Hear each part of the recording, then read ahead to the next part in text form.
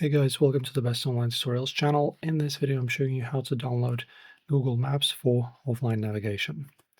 So we need to isolate your offline storage portal.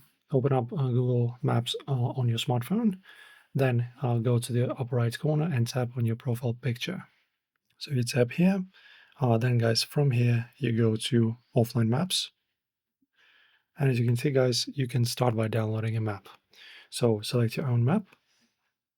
Okay, and now as you can see, we need to drag on the map, on the preview, in order to download a part of this of the area you want to download. So for example, I'll just go and choose Gothenburg, like that. And as you can see, it will use up to 110 megabytes. And what you do is just you press download, and then this specific area that you've highlighted will always be available offline, even if your internet somehow disappears. Pretty nice if, for example, you're traveling through some mountains where the signal is super bad, but you still want to have your navigation. So that is it, guys. Pretty simply done. Enjoy, like, and subscribe as well.